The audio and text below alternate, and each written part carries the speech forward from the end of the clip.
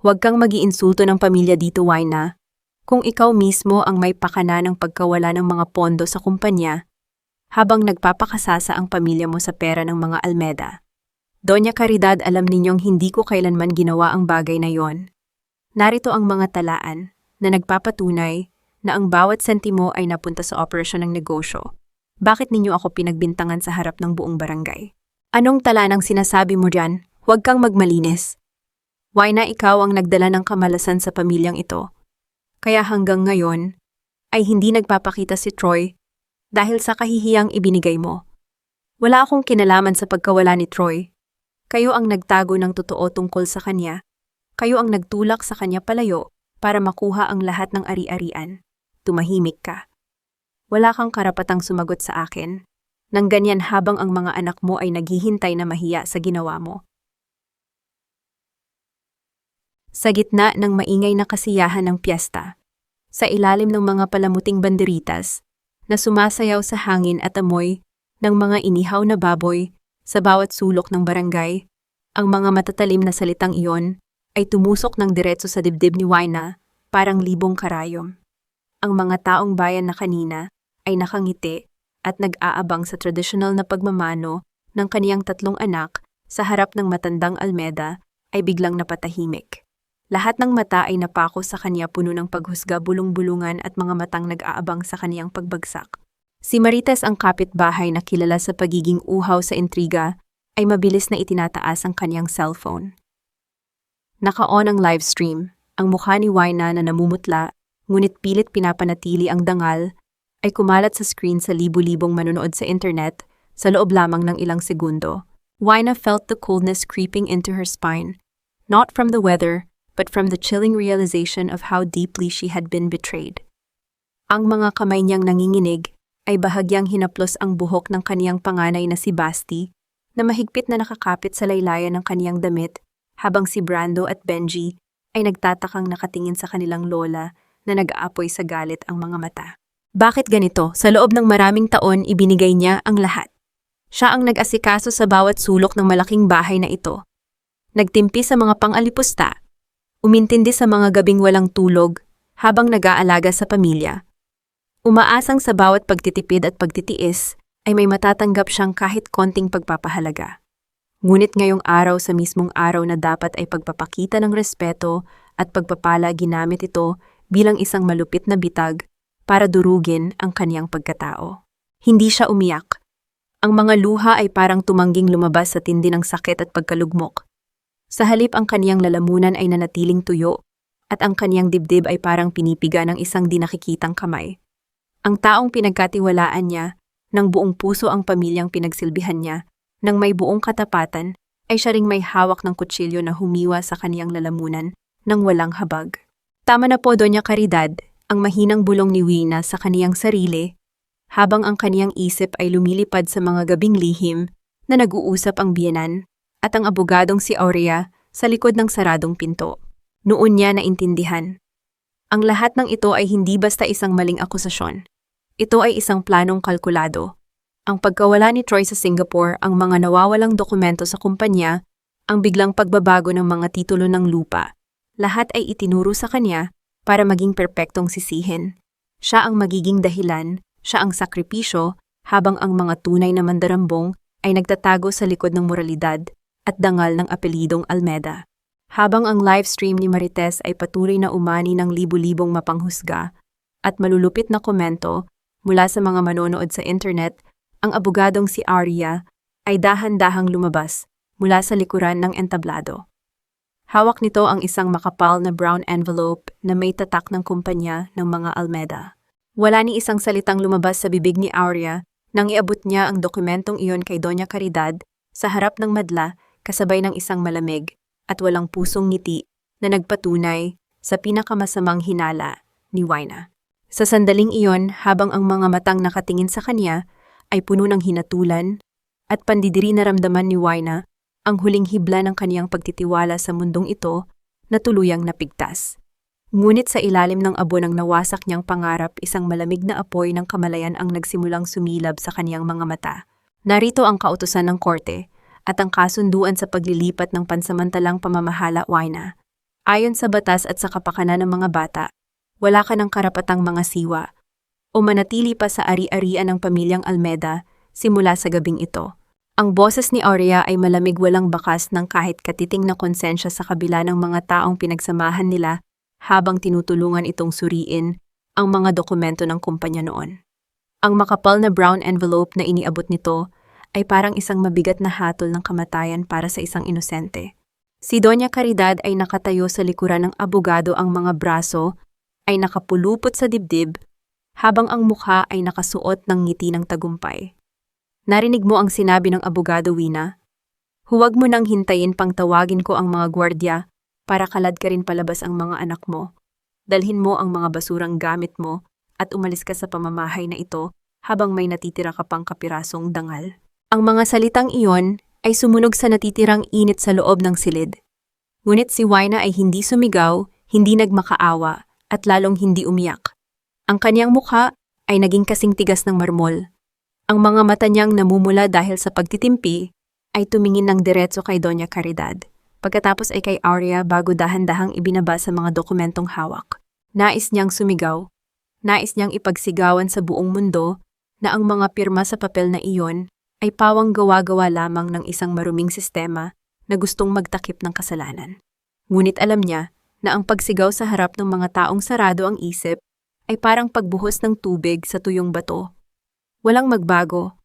Ang kailangan niya ngayon ay hindi luha kundi oras. Oras para itago ang mga sugat at tipunin ang mga piraso ng kaniyang lakas. Alis kami, Tsup. Ang malamig at matatag na sagot ni Wina, ang kaniyang tinig ay hindi natinag sa kabila ng bigat ng sitwasyon. Hindi dahil sa natalo kayo, kundi dahil ayokong lumaki ang mga anak ko sa isang tahanan na ang hangin ay puno ng lason at kasinungalingan. Agad niyang nilapitan ang kaniyang 3 anak na naguguluhan at natatakot sa isang sulok ng silid. Mahigpit niyang niyakap sina Basti Brando at Benji habang ang kaniyang dibdib ay nagdurugo sa sakit. Inilagay niya ang ilang pirasong damit sa loob ng isang lumang maleta, ang tanging mga ari-arian na pinahintulutan nilang dalhin. Habang binabagtas nila ang mahabang pasilyo patungo sa labas ng malaking tarangkahan, ang ulan sa labas ay nagsimulang bumuhos ng malakas. Tila nakikiramay sa kalunos-lunos nilang kalagayan. Ang malamig na ihip ng hangin ay sumalubong sa kanila nang tuluyan nilang lisanin ng pamilyang nagtapon sa kanila na parang mga basahan. Ang lumang truck ng kargamento na nirentahan ng isang mabait na kaibigan sa nayon ang sumundo sa kanila. Habang umaandar ang sasakyan palayo sa marangyang mansyon ng mga Almeda, si Wina ay nanatiling nakatayo sa likod ng bintana, pinagmamasdan ang mga ilaw ng malaking bahay na unti-unting lumiliit sa dilim. Sa loob ng kaniyang bulsa, ang kaniyang mga daliri ay mahigpit na nakahawak sa isang lumang calling card ng isang taong matagal nang nagbabala sa kaniya tungkol sa mga galaw ni Doña Caridad noong nakaraang taon. Isang bakas ng pag-asa ang sumilip sa gitna ng karimlan. Ngunit bago pa man pumikit ang kaniyang mga mata para sa isang saglit na pagod ang tahimik na gabi, ay nabasag ng isang tunog ng papasok na mensahe sa kaniyang lumang cellphone. Ang screen ay umilaw sa gitna ng kadiliman ng sasakyan, naglalaman ng isang maikling pangungusap mula sa isang hindi kilalang numero na nagpapakilabot sa kaniyang buong katawan. Ang amoy ng basang kahoy, ang usok mula sa kalandeuling at ang banayad na patak ng ulan sa lumang bubong na yero ang sumalubong sa kanilang pagdating sa nayon ng lipa. Ang bahay ng kaniyang ina ay nananatiling saksi sa kaniyang kamusmusan, isang payak na tahanan na gawa sa kahoy, at kawayan malayo sa karangyaan at lamig ng mansyon ng mga Almeda na kanilang iniwan. Pagkababa ng truck agad, na inasikaso ni Wina ang kaniyang mga anak. Inihanda niya ang maliit na papag para kay Basti Brando at Benji na halos mangisay sa lamig at pagod. Tahimik silang nakatingin sa paligid, hindi na nagtanong kung bakit sila napunta sa isang lugar na walang magagandang laruan o malalawak na silid. Ang kanilang mga mata ay napuno ng maagang pag-unawa na nagpuro sa puso ni Wina. Nang makatulog na ang mga bata, lumabas si Wina sa maliit na beranda. Ang dilim ng gabi sa probinsya ay tahimik, tanging ang huni ng mga kuliglig at ang ihip ng hangin mula sa mga bukid ang maririnig. Inabot niya ang kaniyang lumang kwaderno at isang ballpen sa ilalim ng mesa. Sa liwanag ng isang makitid na gasera, sinimulan niyang isulat ang bawat detalye ng nangyari sa araw na iyon, ang mga pangalan, ang mga petsa, ang mga sinabi ni Aurea, at ang mga dokumentong ipinipilit ipirma sa kanya. Hindi ito simpleng pagpapaalis. Ito ay isang detalyadong pagnanakaw ng karapatan at ari-arian na binuo sa loob ng maraming taon ng paghihirap. Winaanak ang mahinang boses ng kaniyang ina na si Aling Rosa, ang pumasok sa silid, may dalang isang mangkok ng mainit na sabaw ng malunggay. Huwag mong pasanin ang buong mundo sa mga balikat mo ngayon. Magpahinga ka muna, kailangan ka ng mga bata bukas. Tumingin si Wina sa kanyang ina, ang mga luhang kanina pa nagbabantang tumulo ay tuluyan nang kumawala, ngunit pinigilan niyang lumikha ng anumang tunog. Niyakap niya ng mahigpit ang matanda, humuhugot ng lakas mula sa mainit na yakap nito. Hindi ko po kayang maupo lang, inay. Bulong ni Wina habang pinapawi ang mga luha gamit ang likod ng kaniyang palad. Kung susuko ako ngayon, kinabukasan ng mga anak ko ang mawawala. Kinuha nila ang lahat sa amin, pero hindi nila kailanman makukuha ang katotohanan. Kinabukasan, simula na ng totoong laban para sa kaligtasan ng pamilya.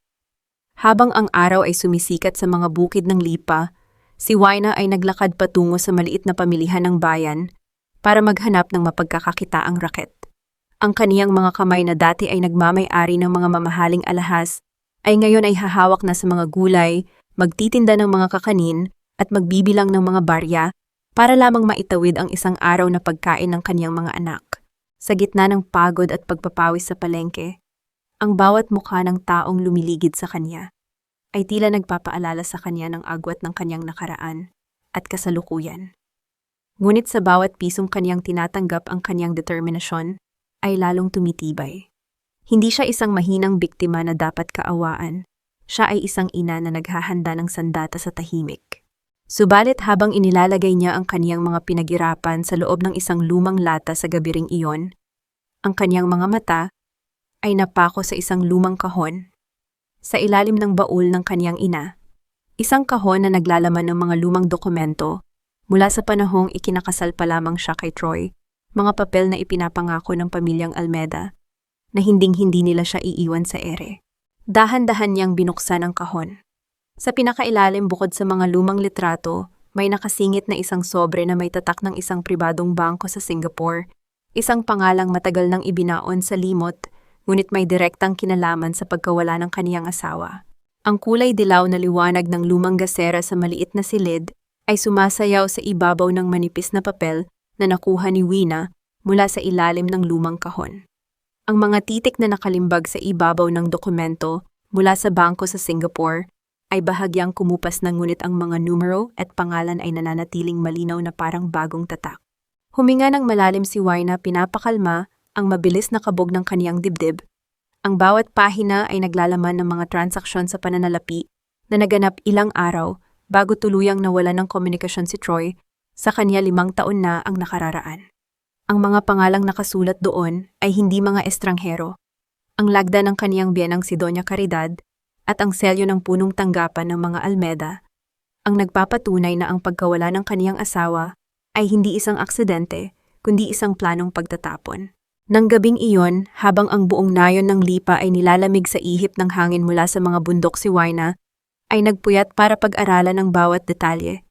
Napagtanto niya ang isang malupit na katotohanan: si Troy ay hindi kailanman nagtaksil sa kanya sa pamamagitan ng pag-iwan sa pamilya para sa ibang buhay.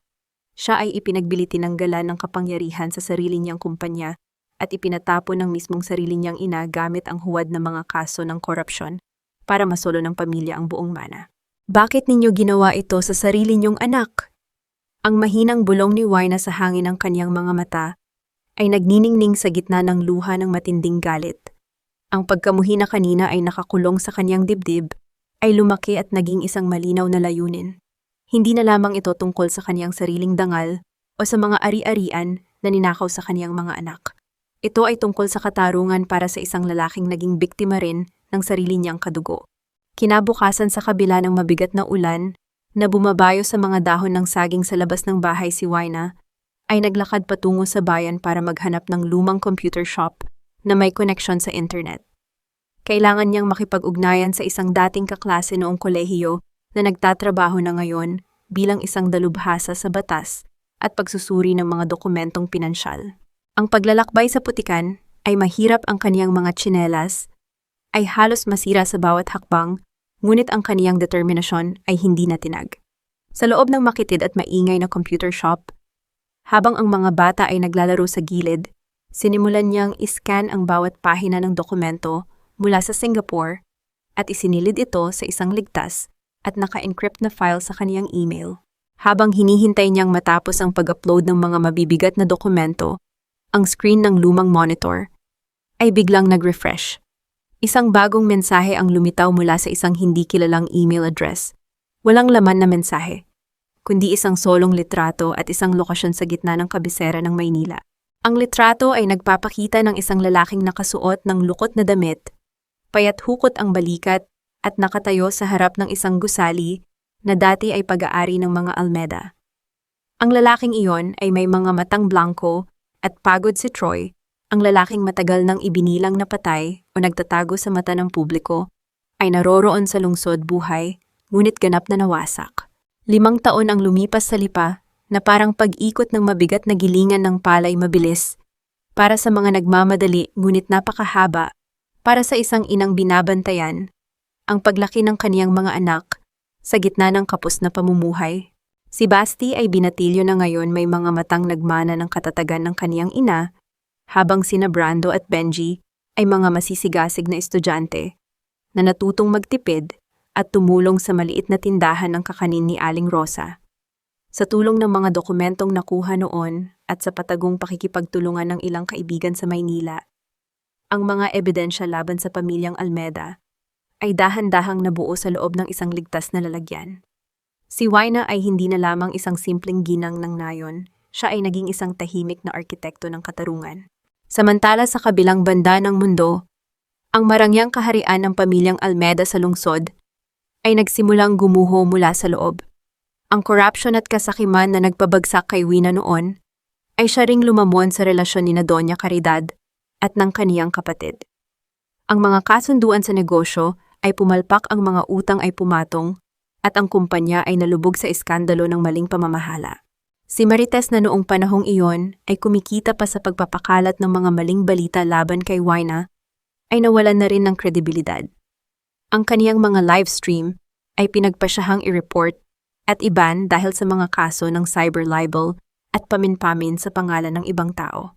Ang kaniyang mukha na dating mapagmataas sa screen ay ngayoy balot na ng pangamba dahil sa mga warrant of arrest na nag-aabang sa kaniyang pangalan. Isang hapon habang nag-aayos si Wina ng mga paninda sa kanilang maliit na mesa sa tapat ng bahay, ang isang lumang radyo na nakabukas sa tabi ay nagpahayag ng isang balita na nagpapatigil sa kaniyang paghinga. Isang dating tagapagmana ng kilalang negosyo sa bansa ang natagpuang namumuhay sa kahirapan at kasalukuyang namamalagi sa mga lansangan ng Maynila, matapos maloko sa isang peking pamumuhunan sa labas ng bansa 5 taon na ang nakararaan. Ang boses ng tagapagbalita ay parang lumipad sa malayo, habang ang isip ni Wina ay bumalik sa mukha ng lalaking nasa lumang litrato na natanggap niya noon. Si Troy, ang lalaking minsan niyang minahalang ama ng kaniyang mga anak, na itinapon ng kaniyang sariling ina upang pagtakpan ng kasakiman. Sa sandaling iyon ang pintuan ng kaniyang bahay ay kumatok isang pamilyar na katok na nagdala ng liham mula sa Maynila, dala ang isang balitang magbabago sa takbo ng lahat. Si Troy ay nakabalik na sa kabisera, ngunit siya ay basag walang-wala at naghahanap ng landas pauwi sa isang tahanan na matagal nang nawasak ng kasinungalingan. Ing malamig na hangin ng madaling araw ay may dalang amoy ng ulan mula sa mga kabundukan ng Rizal nang ang isang payat at hukot na anino ay huminto sa tapat ng karatula ng hangganan ng lalawigan ng Lipa. Si Troy ay nakasuot ng isang kupas at maruming jacket na ilang beses nang tinahi. Ang kaniyang mga sapatos ay pudpud na at ang kaniyang mukha ay balot ng makapal na balbas na nagtago sa mga bakas ng kaniyang dating kisig bilang isang mayaman na tagapagmana. Ang kaniyang mga bakibakas na hakbang ay mabigat, tila bawat dangkal ng lupa ay sumasalamin sa bigat ng kaniyang konsensya. 5 taon. 5 taon ng impyerno sa isang banyagang piitan at sa mga lansangan ng Singapore at Maynila, kung saan siya inabandona ng sarili niyang mga kaalyado at tinatuwad ng sarili niyang pamilya. Ang tanging nagpatuloy sa kaniyang paghinga sa gitna ng gutom at pag-iisa ay ang imahe ng mukha ni Wina, ang babaeng binitawan niya dahil sa bulag na pagsunod sa kanyang ina, at ang mga mukha ng 3 batang estranghero na kanyang mga anak. Nang marating niya ang maliit na daan patungo sa bahay ni Aling Rosa sa Lipa, ang kaniyang puso ay tumibok ng mabilis, halos lumabas sa kaniyang dibdib sa halo-halong takot at pag-asa. Ang pangbahay ay tahimik. Sa ilalim ng liwanag ng nag-iisang poste ng ilaw sa kalsada, nakita niya si Wina na lumabas sa pinto tanga ng isang balde ng tubig para sa mga halaman sa tapat. Hindi na ito ang babaeng umiiyak at pinahiya sa harap ng 5 taon na ang nakararaan. Ang tindig nito ay matatag, ang mukha ay kalmado, ngunit may taglay na lamig na nagpatigil kay Troy sa kaniyang kinatatayuan. Wina! Ang mahina at garalgal na tawag ni Troy, ang kaniyang boses ay halos ibaon ng hangin. Natigilan si Wina. Ang hawak niyang balde ay bahagyang umuga, ngunit hindi ito nahulog. Dahan-dahan siyang lumingon. Ang kaniyang mga mata ay sumalubong sa mga matang lumuluha at namumula ng lalaking matagal nang nabura sa kaniyang buhay. Walang gulat sa kaniyang mukha kundi isang malalim na katahimikan na masakit pa kaysa sa anumang sigaw. Bumalik ka pa pala, Troy. Ang malamig na wika ni Wina, ang kaniyang boses ay walang galit kundi isang nakakapanindig balahibong kawalan ng emosyon. Akala ko ay tuluyan ka nang nalunod sa mundo ng nanay mo. Lumuhod si Troy sa putikan sa tapat ng tarangkahan. Ang kaniyang mga balikat ay nayugyog sa pag-iyak, habang ang kaniyang mga kamay ay nanginginig na nakaabot sa kawalan. Wina, patawarin mo ako. Huli na. Nalaman ko na ang lahat. Kinuha nila ang lahat sa atin, hinila nila ako sa bitag para sirain ka. Wala akong alam, Wina. Pinagsisisihan ko ang lahat. Ang mga luha ni Troy ay pumatak sa tuyong lupa, ngunit si Wina ay nanatiling nakatayo. Nang tuwid pinapanood ang lalaking minsan niyang minahal, na ngayoy durog na durog sa kaniyang harapan. Huwag kang lumuhod sa harap ko, Troy, dahil ang mga tuhod mo ay dapat para lamang sa katotohanan na matagal mong tinalikuran. Ang malamig na turan ni Wina. Ang kaniyang mga mata ay nanatiling matatag, walang bakas ng awa o pagpapatawad sa sandaling iyon, kundi isang pader ng yelo na itinayo ng 5 taon ng paghihirap. Hindi pinayagan ni Wina na pumasok si Troy sa loob ng bahay. Sa halip, pinatuloy niya ito sa lumang bodega sa likod ng bakuran, isang simpleng silid na may sementadong sahig at isang papag na kahoy. Walang marangyang higaan para sa isang lalaking dating nagmamay-ari ng kalahati ng lungsod, dahil para kay Wina ang tahanan na ito ay para lamang sa mga batang walang kasalanan. Kinabukasan, habang sumisikat ang araw, dinala ni Wina ang 3 bata sa tapat ng bodega. Si Basti, na may matatalim na mata ng isang batang mabilis mamatyag, ay nakatayo sa tabi ng kaniyang ina. Si Brando at Benji ay nagtatakang nakatango sa isang sulok.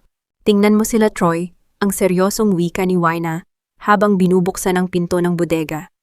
Ito ang mga batang pinalaki ko mag-isa habang ikaw ay nagpapakasasa sa pangako ng iyong ina noon. Ito ang mga mukha ng takot at gutom na hindi mo nakita nang pinili mong maging bulag. Nakatayo si Troy, sa gitna ng silid, ang kaniyang mukha ay basag sa kahihiyan at luha. Gusto niyang abutin ang mga bata, gusto niyang sabihin na mahal niya sila, ngunit ang kaniyang mga kamay ay nanatiling nakabitin sa ere nanginginig. Alam niyang walang salita ang makapapawi sa 5 taon ng kawalan ng ama. Hindi ko kayo hihilinging tawagin akong ama ngayon, ang basag na tinig ni Troy, habang nakatingin sa kaniyang 3 anak. Ang kaniyang mga luha ay direktang pumatak sa maruming sahig. Ngunit hayaan ninyong patunayan ko sa inyo na kaya kong magbago, kahit pa kailangan kong magsimula sa pinakamababang dulo ng lupa. Habang pinapanood ni Wina ang pag-iyak ng lalaki, ang kaniyang telepono sa bulsa ay nag-vibrate ng sunod-sunod. Isang mensahe mula kay Arya ang pumasok sa kaniyang screen, may kasamang litrato ng isang lihim na dokumento mula sa tanggapan ni Doña Caridad. Handa na ang huling piraso ng ebidensya, ang nakasaad sa mensahe ng abogadong tumalikod na rin sa mga Almeda. Ngunit mag-ingat ka, nagpaplano si Caridad na ilipat ang natitirang pondo sa ibang bansa sa susunod na linggo. Ibinalik ni Wina ang kaniyang tingin kay Troy, na ngayoy nakayuko at umiiyak sa harap ng mga anak. Ang laban ay malapit nang matapos, ngunit ang pinakamahirap na bahagi ay magsisimula pa lamang. Ang alikabok sa lumang bodega ay sumasayaw sa sinag ng araw na tumatagos sa sirang dingding ng kahoy nang marinig ang sunod-sunod na yabag ng mga paa na nagmamadaling pumasok sa bakuran. Bago pa man makatayo si Troy mula sa pagkakaupo, Sa tabi ng papag ang tahimik na umaga sa lipa ay biglang nabasag ng isang pamilyar at matinis na boses na nagdala ng nakaraang bangungot. Wina lumabas ka riyan magnanakaw. Ang boses ni Doña Caridad ay umalingaw-ngaw sa buong paligid matalas at puno ng lason. Kasama nito ang ilang kalalakihang nagpapakilalang mga tauhan ng kapulisan at mga pribadong gwardya na may dalang mga dokumentong pilit na inihaharap sa mukha ni Aling Rosa na nanginginig sa takot sa may pintuan ng pangunahing bahay. Mabilis na lumabas si Wina mula sa kusina, ang kaniyang mukha ay kalmado ngunit ang mga mata ay nag-aapoy sa tahimik na galit. Si Basti ay mabilis na hinila ang mga kapatid patungo sa ligtas na sulok ng silid, habang si Troy ay dahan-dahang lumabas. Mula sa bodega ang kaniyang mukha ay namumutla nang makita ang sariling ina na nanlalaki ang mga mata sa gulat. Troy! Ang boses ni Doña Caridad ay biglang pumiyok, ang kaniyang pagmamataas ay hinaluan ng matinding pagkabigla nang makita ang kaniyang anak na lalaki ang tagapagmana na akala niya ay matagal nang patay o nawawala sa ibang bansa na nakatayo sa harap niya sa gayong kahabag-habag na kalagayan. Buhay ka! Anong ginagawa mo sa impaktang ito? Nilinlang ka ba niya ulit? Huwag kayong manghas na isisi kay Wina ang lahat, inay. Ang sigaw ni Troy, ang kaniyang boses ay nanginginig sa matinding galit na matagal niyang kinimkim. Ang lalaking dati ay sunod-sunuran ay ngayoy humakbang palapit sa kaniyang sarili ng ina, ang kaniyang mga kamao ay nakakuyom ng mahigpit.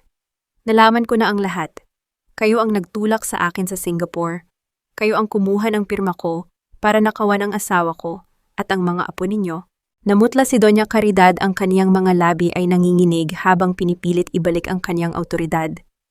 Wala kang alam, Troy, nilason ng babaeng iyan ang utak mo.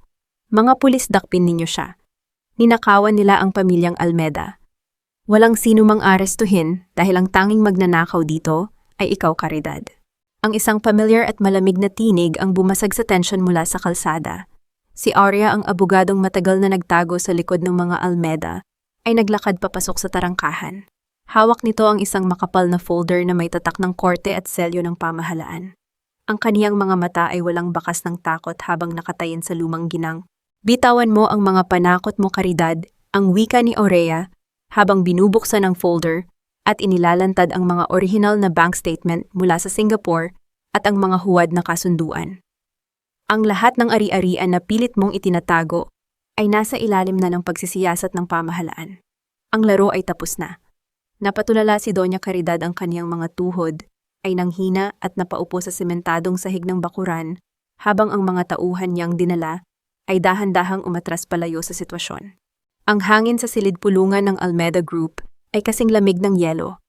Ang malaking mesa na gawa sa mamahaling nara ay napapaligiran ng mga miyembro ng lupon ng mga direktor na seryosong nakatingin sa mga dokumentong nakakalat sa ibabaw nito. Sa gitna ng mahabang katahimikan, ang marangyang silya sa dulo ng lamesa ay bakante. Ang silyang dati ay inaangkin ng walang pag-alinlangan ni Doña Caridad. Ang pintuan ay dahan-dahang bumukas. Si Wina ay pumasok ng may matatag na hakbang. Suot ang isang simpleng puting blusa at itim na pantalon, walang mabigat na alahas o mamahaling pabango, ngunit ang kaniyang tindig ay nagtataglay ng kapangyarihang nagpaling sa lahat ng ulo sa silid. Sa kaniyang tabi ay si Arya na may dalang ekstrang lalagyan ng mga ebidensya at sa kaniyang likuran ay si Troy na tahimik ngunit desididong humaharap sa kaniyang sariling nakaraan. Anong kahibayan ito? Sino ang nagpahintulot sa babaeng ito at sa traidor na iyan na pumasok sa gusaling ito? Ang boses ni Doña Caridad ay umalingaw-ngaw mula sa dulo ng bulwagan. Nakaupo ito sa gilid, ang mukha ay halatang balot ng pagod at galit, habang ang kaniyang mga abogadong korporasyon ay nagpapanik sa pag-aayos ng kanilang mga papeles. Hindi lumingon si Wina sa kanya. Sa halip dumiretso siya sa gitna ng mesa, ibinaba ang kaniyang mga kamay sa ibabaw ng makintab na kahoy at tumingin ng diretso sa mata ng pinuno ng lupon ng mga direktor. Magaginoo at ginang ang panimula ni Wina. Ang kaniyang tinig ay malinaw, kalmado at punong-puno ng awtoridad na nagpatahimik sa buong silid. 5 taon na ang nakararaan ng kumpanyang ito ay ginamit para tapakan ang dangal ng isang pamilya at magkubli ng isang malawakang pandaraya sa pananalapi. Ngayon narito kami para bawiin hindi lamang ang mga ari-arian, kundi ang katotohanan. Binuksan ni Arya ang folder at ipinamahagi ang mga opisyal na kopya sa bawat direktor. Ang mga papel ay naglalaman ng mga huwad na lagda ni Doña Caridad, ang mga litrato ng mga lihim na bank account sa Singapore, at ang mga ebidensya ng pagtatangkang maglipat ng pondo patungo sa mga dummy corporation ilang araw bago ang araw na iyon. Hindi totoo iyan, kasinungalingan ng isang babaeng palaboy. Sigaw ni Doña Caridad habang pilit na tumatayo, ngunit ang kaniyang mga tuhod ay nanginig at napaupo siyang muli sa silya nang makitang maging ang kaniyang mga pinagkakatiwalaang tagapayo ay umiwas ng tingin sa kanya. Tumayo si Troy mula sa kaniyang kinatatayuan. Ang kaniyang mga mata ay tinitigan ang sariling ina ng walang takot. Tapos na ang pagpapanggap, inay. Kayo ang sumira sa kumpanyang ito. Kayo ang pumatay sa tiwala ng pamilya natin. Ngayon panahon na para bayaran ang lahat. Ang silid ay nabalot ng bulong-bulungan. Ang pinuno ng lupon ng mga direktor ay dahan-dahang tumayo, tiniklop ang dokumento sa kaniyang kamay at tumingin kay Wina na may halong paghanga at pagsuko.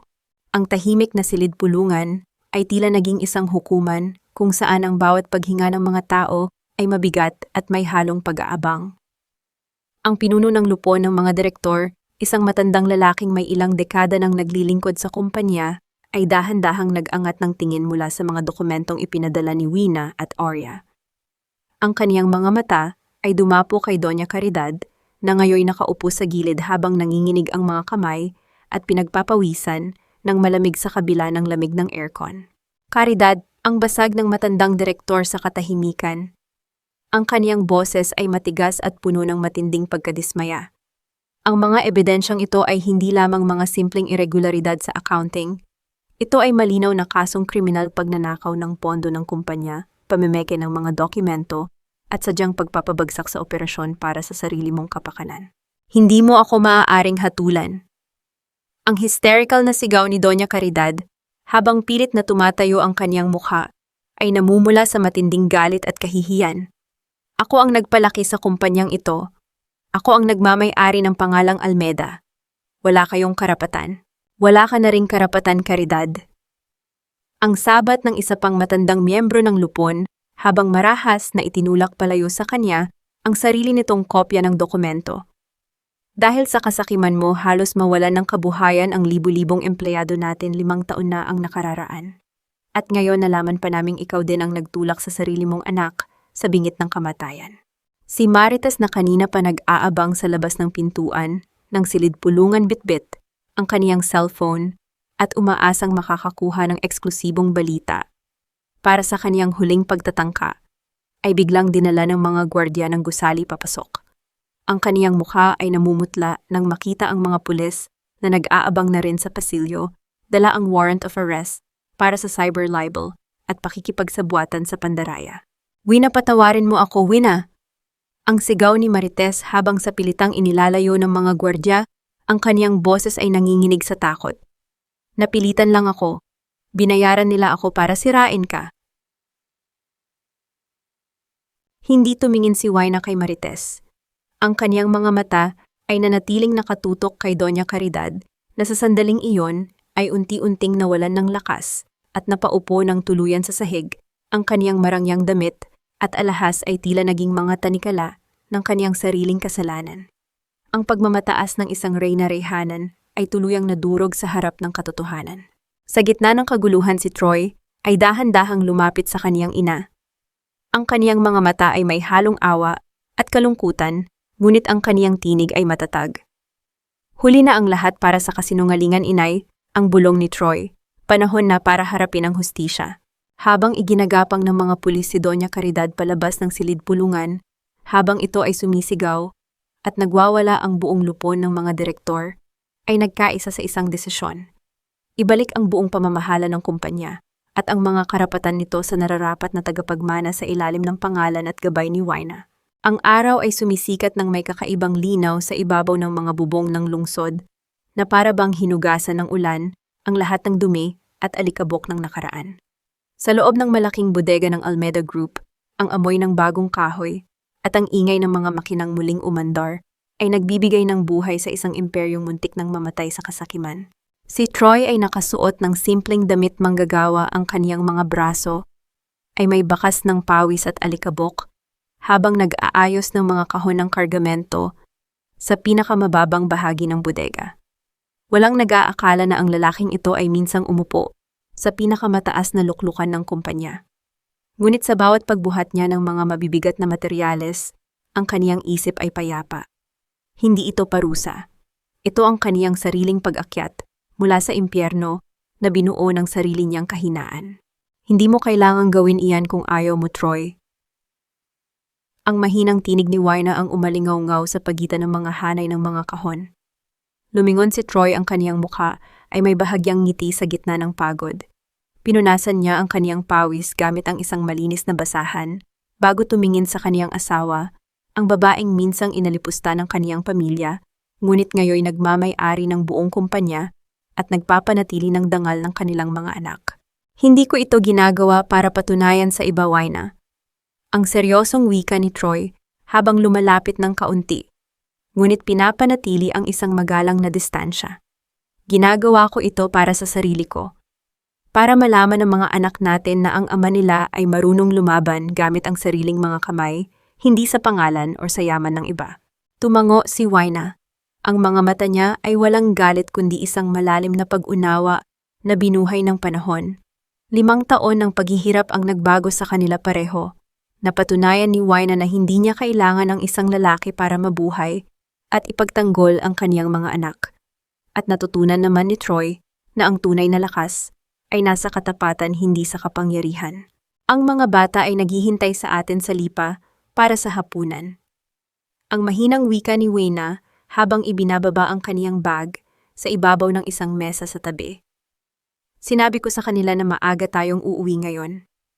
Tumigil si Troy, ang kaniyang mga mata ay nagniningning sa halo-halong pag-asa at takot. Ang layo na ng narating nila, ngunit alam niyang ang huling hakbang ang pinakamahirap. Ang pagbabalik sa tahanan bilang isang buong pamilya. Wina, ang garalgal na tawag ni Troy, habang dahan-dahang lumalapit ang kaniyang mga kamay, ay nanginginig na iniabot ang isang maliit at simpleng bulaklak na gawa sa papel na kaniyang tinupi habang nagtatrabaho sa bodega.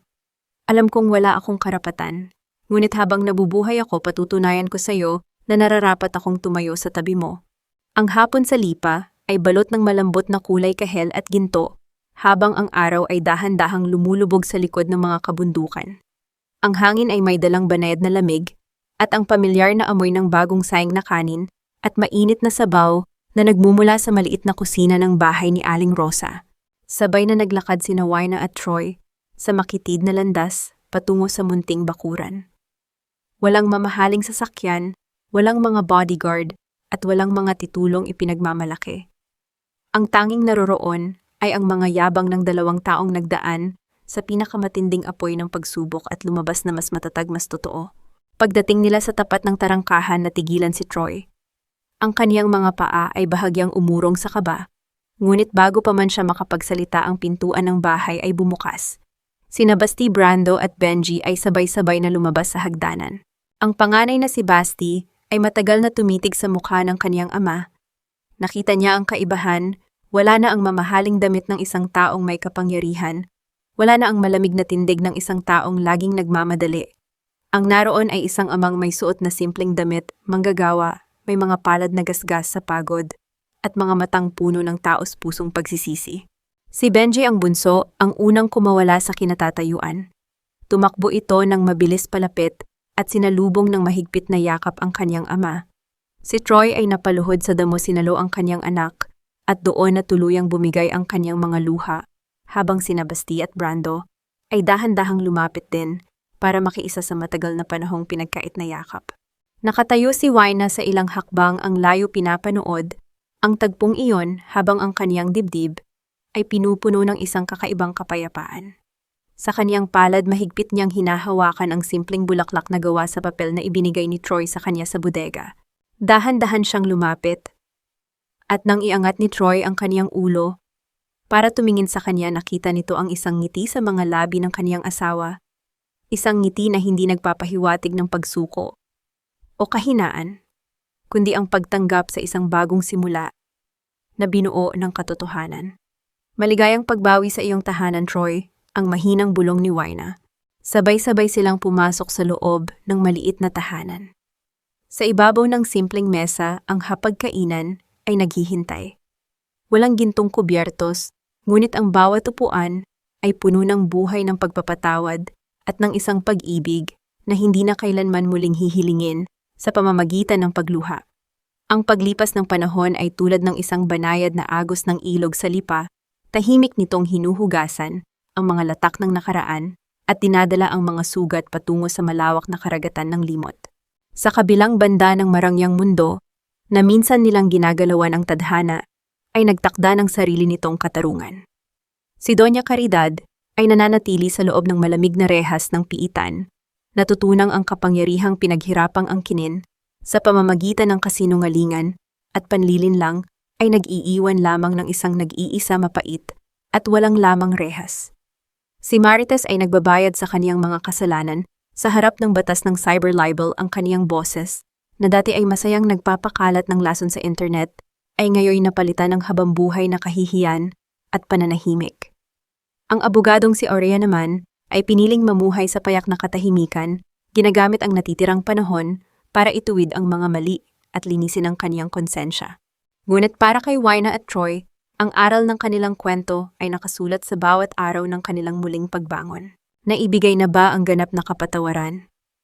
O ngunit ito ay isang kapatawaran na may kaakibat na katotohanan at hangganan.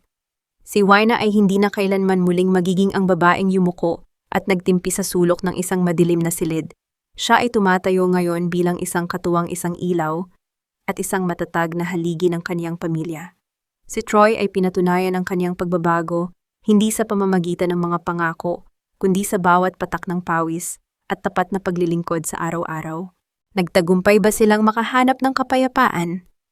Ang munting tahanan sa lipa ay hindi na kailanman binalot ng takot. Ang mga halakhak ni na Basti Brando at Benji ay malaya ng umaalingaw-ngaw sa hangin. Lumalaking puno ng dangal at pagmamahal, hindi na kailangang kailanman mamalimos ng atensyon o yumuko sa harap ng mapanghusgang lipunan. Wala na sa kanila ang karangyaan ng lumang mansyon, ngunit hawak nila ang isang yaman na hinding-hindi kailanman mananakaw ng sinuman ang kapayapaan ng isang malinis na konsensya at isang buong pamilya. Anong aral ang naiwan sa bawat pusong nakikinig? Ang tunay na kaligayahan ay hindi isang regaling nahuhulog mula sa langit o nasusukat sa dami ng salapi sa bangko. Ito ay bunga ng hirap ng tapang na ipagtanggol, ang sariling dangal at ng paniniwala. Nagaano man kalalim ang hukay na ibinagsak sa iyo ng iba, ang katotohanan at ang pag-ibig sa pamilya, ang pinakamakapangyarihang liwanag, nagigising sa iyo para muling mabuhay ng may buong pag-asa.